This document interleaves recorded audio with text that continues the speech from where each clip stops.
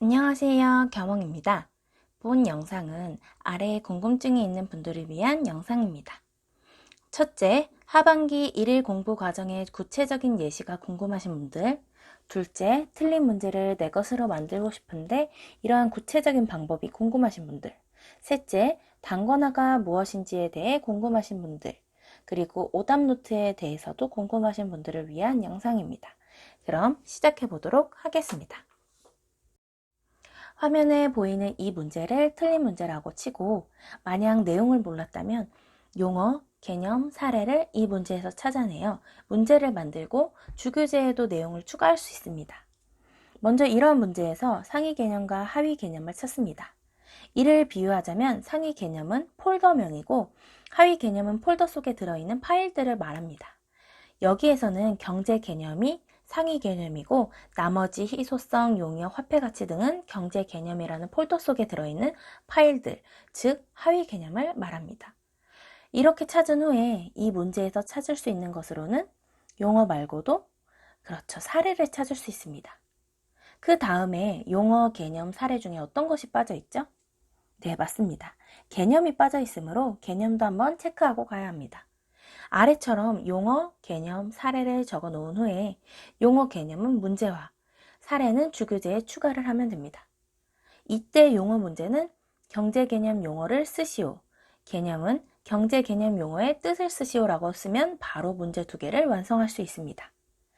아는 내용은 굳이 이렇게 안 하셔도 되지만 틀린 내용을 그냥 오답 노트로 정리를 해두면 보통은 다시 들여다보기 어렵기 때문에 최대한 내가 들여다볼 수 있도록 문제화시키면 보다 효과적으로 내 것을 만들 수 있습니다.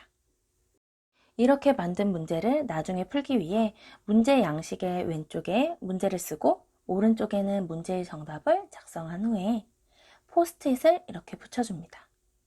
틈틈이 봐도 되고 내가 누적 복습일을 지정하여 풀어도 됩니다. 그냥 답을 보고 암기하기보다는 답이 눈에 보이지 않은 채 인출해보는 과정이 제일 중요합니다. 이렇게 문제화를 하였다면 내가 틀린 문제에서 수집한 사례는 주교재에 연결해 둘 수 있습니다. 그런데 만약에 주교재에 내가 틀린 부분의 내용이 없다면 주교재에 포스트잇을 붙여서 추가하면 됩니다. 이런 식으로 사례뿐만 아니라 내가 공부를 하다가 주교재에 추가하고 싶은 내용이 있으면 추가를 하는 과정에서의 결과물이 단권화가 되게 되는 것입니다.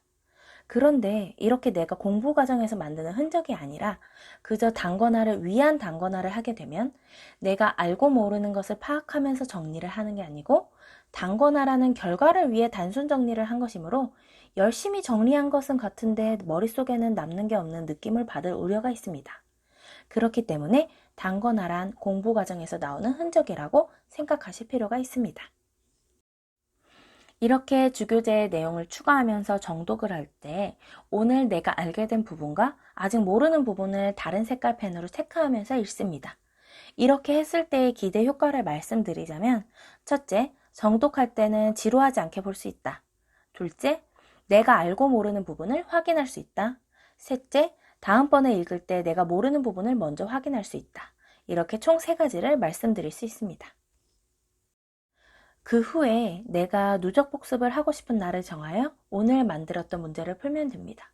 하지만 오늘 공부할 것을 배라고 하고 누적 복습 문제를 배꼽이라고 했을 때 배보다 배꼽이 커지면 안 되기 때문에 오늘의 공부에 영향을 주지 않는 선에서 하는 것이 좋습니다. 복습 과정이 오늘의 공부에 방해가 된다면 하루 날 잡고 하는 방법도 있습니다. 누적 복습일에 내가 만든 해당 과목의 모든 문제를 푼다거나 한두 문제를 풀지는 나의 공부 스타일에 맞춰서 선정하면 됩니다. 문제를 풀고 답을 확인하고 내가 또 틀린 부분이 있으면 한 번 더 체크를 합니다.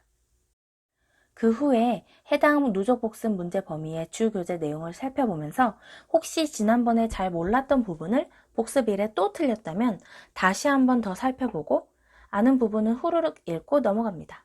이렇게 하면 누적 복습까지 끝! 그런데 이때 틀린 문제를 이렇게 문제화만 해도 괜찮을까요?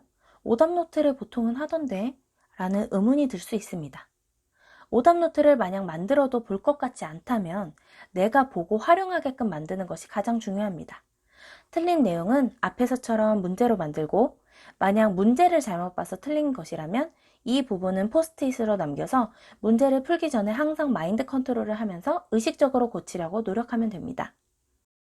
예를 들면 틀린 유형이 용어에 해당하는 기호 쓰기인데 문제를 끝까지 보지 않아서 기호를 써야 하는데 내용을 썼다면 이렇게 포스트잇의 원인 분석을 한 후에 보완 방법까지 작성하여 포스트잇으로 모아두는 방법이 있습니다.